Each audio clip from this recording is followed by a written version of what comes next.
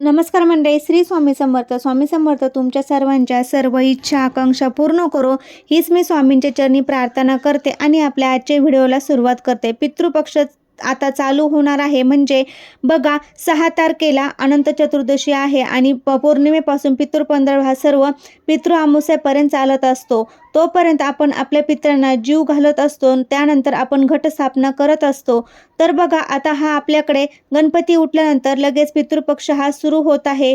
बऱ्याच जणांना गणपती उठले की दुसऱ्या दिवशी पौर्णिमे तिथीला पितृ आपल्या घरामध्ये असतात. प्रत्येकाची तिथी ही वेगवेगळी असते. त्यामुळे आपल्या तिथीनुसार आपल्याला पितरांना जीव घालायचे असते. पित्र म्हणजे आपल्या घरातील मोठे व्यक्ती, थोर व्यक्ती, म्हणजे आपल्या सासू सासऱ्यांचे सासू सासरे अशी जी पिढी आहे, तर त्या पिढीनुसार आपण जेवण घालत असतो. तर बघा, पितृपंधरवड्यामध्ये आपल्याला आपल्या पितरांसाठी अन्न, तर्पण किंवा वस्त्रदान करायचं आहे. पितृदोषाच्या आपल्याला त्रासापासून सुटका किंवा मुक्तता हवी असेल तर आपल्याला या गोष्टी पंधरवड्यामध्ये करायच्या आहे. पितृपक्ष संपेपर्यंत आपल्याला चुकूनही घरामध्ये या 2 भाज्या ज्या आहे तर अजिबात खायच्या नाही. 99% लोकांना माहीत नाही. असं केल्याने घरातील लक्ष्मी काढता पाय घेते आणि घरात लक्ष्मी टिकत नाही. पण 15 दिवसांमध्ये आपल्या पितरांसाठी आपल्याला तर्पण, पितृस्तोत्र याचे पठण करायचे असते. खूप जुना पितृदोष असेल तर दूर होत नसेल तर आपल्याला पितरांसाठी दक्षिण दिशेला 15 दिवस आहे तर तो आपल्याला दिवा जो आहे तर तो आपल्याला आपल्या घरामध्ये लावायचा असतो. या अशा छोट्या छोट्या गोष्टी जर केल्या तर नक्कीच पितृदोष त्रासातून आपल्याला मुक्तता, शांती मिळते. तर वार्षिक श्राद्ध केलं जात असेल, भाद्रपद महिन्याच्या कृष्ण पक्ष म्हणजे पितृपक्षातही पितरांना आदर अंजली वाहिली जाते. यंदा हा पितृपक्ष बघा, आपल्याला 7 तारखेपासून ते 21 तारखेपर्यंत सर्व पितृ अमावस्येपर्यंत हा पंधरवडा असणार आहे. या दिवशी पितरांच्या आठवणींच्या तर्पण, श्राद्ध केलं जातं. नियमितपणे काही विधी केले जातात. आपल्या पितरांची आपल्यावर कृपा राहावी आणि कार्यसिद्धी राहावी या पंधरवड्यात दिवसात आपण हिंदू धर्मानुसार खाण्यापिण्याचे देखील काही नियम आहेत तर पाळले असतो. त्याबद्दल आपण आज संपूर्ण माहिती व्हिडिओमध्ये घेणार आहोत. बघा, बरेच जण कोणत्या नियम पाळत नाही, पण त्या व्यक्तींना होत असलेला त्रास त्यांना समजून येत नाही. आपल्या घरामध्ये देखील या होणारा त्रास देखील समजून येत नसतो आणि आपल्या घरामध्ये पंधरवड्यामध्ये या वस्तू करायच्या नाहीत आणि बाहेर देखील कुणाला करून द्यायच्या नाही किंवा खाऊन द्यायच्या नाही. सर्वात अगोदर आपल्याला पितृ पंधरवड्यामध्ये अन्न हे आपल्याला पितरांच्या नावाने तुम्ही गरजू व्यक्तींना, ब्राह्मणाला किंवा काही बाहेर जे भिकारी वगैरे असतात त्यांना बसलेले असतात त्यांना अन्नदान केलं तरीही चालेल. पितृ नक्कीच तुमच्यावर प्रसन्न होतील आणि तुमची तीर्थ या क्षेत्री जाऊन पिंडदान केले जाते. तिथे जाऊन तुम्ही पिंडदान केले तरी चालेल. पितरांच्या नावाने करायचं आहे. तर ह्या गोष्टी आहेत तर त्या आपल्याला करायच्या आहे. तर अशा प्रकारे आपल्याला हे पिंडदान वगैरे करायचं आहे. आपल्याला पितृ पंधरवड्यामध्ये कोणत्या वस्तू किंवा कोणत्या भाज्या आहेत तर पितृ पंधरवड्यामध्ये आपल्याला सर्वात महत्त्वाची गोष्ट म्हणजे खायच्या नाही. मांसाहार, चिकन, माशी, अंडी हे अजिबात या पंधरवड्यामध्ये खायचे नाहीत.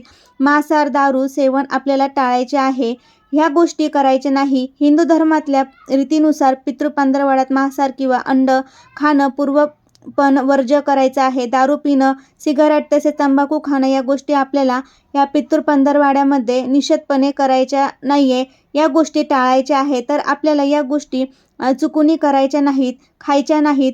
कंदमुळे खाऊ नका. हिंदू धर्मामध्ये जमिनीखाली तयार होणाऱ्या भाज्या आपल्याला अर्थात कंदमुळे सेवन या पंधरवड्यामध्ये वर्ज्य करायचे आहे. कंदमुळामध्ये येतात कोणत्या भाज्या येतात तर बटाटा, मुळा, रताळी यासारख्या भाज्या आपल्याला समावेश होतो. तसेच या कंदमुळांच्या नैवेद्य देखील दाखवण्यात, त्यासोबत स्वतः सेवन करणं किंवा श्राद्धाच्या जेवणामध्ये कंदमुळं युक्त भाज्या असू नये अशा या शास्त्रात सांगण्यात आलेलं आहे.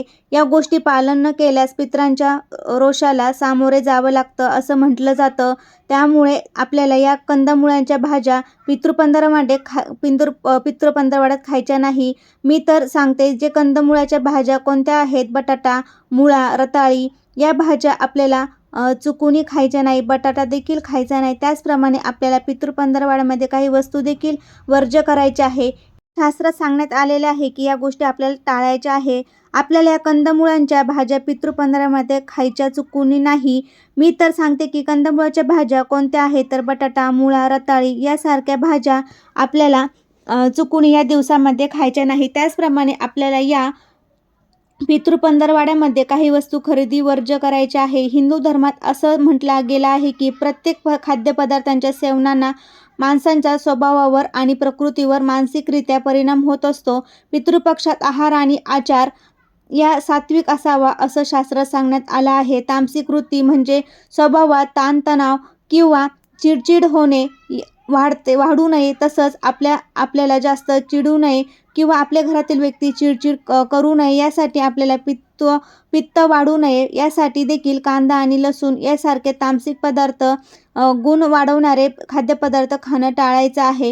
हिंदू धर्मातल्या धार्मिक विधीनंतर होणाऱ्या जेवणातही कांदा लसूण याचा वापर आपल्याला निश्चितपणे वर्ज्य मानला जातो. म्हणून या पितृपक्षामध्ये आपल्याला या दिवसात कांदा लसूण खाणं आपल्याला टाळायचं आहे. आपला चिडचिडपणा वाढू शकतो, त्यामुळे आपल्याला पित्त वाढू नये यासाठी देखील कांदा आणि लसूण आपल्याला या आहारामध्ये घ्यायचं नाही.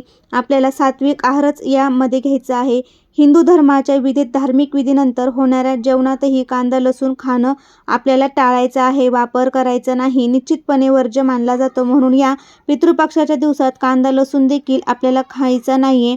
तर आपल्याला पितृपंधरवड्यामध्ये कोणत्या डाळी खायच्या नाही, तर आपल्याला पितृपंधरवड्यात मसूर डाळ खाणं वर्ज्य मानले गेले आहे.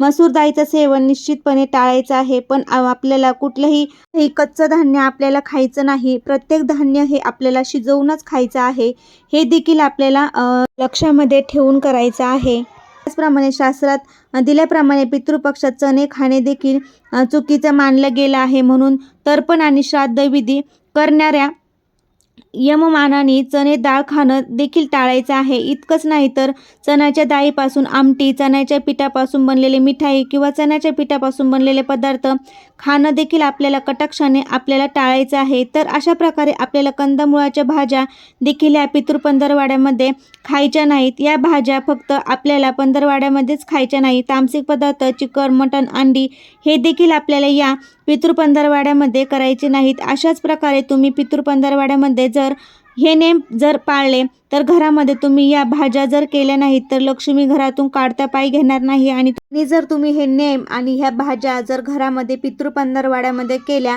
किंवा चिकन, मटण, अंडी खाल्ली किंवा चण्याची डाळ खाल्ली, मसूरची डाळ खाल्ली तर लक्ष्मी नक्कीच घरातून काढता पाय घेईल आणि पितृदोषाचा आणखीन त्रास तुम्हाला वाढू शकतो. त्यासाठी हे नेम तुम्हाला अवश्य पाळायचे आहे. 99% लोकांना माहीत नाही. नक्की तुम्ही ह्या गोष्टी करा, घरातून लक्ष्मी काढता पाय घेणार नाही. कसा वाटला व्हिडिओ ते कमेंटद्वारे नक्की सांगा. व्हिडिओ आवडल्यास तुमच्या मित्रपरिवारामध्ये शेअर करा. श्री स्वामी समर्थ. धन्यवाद.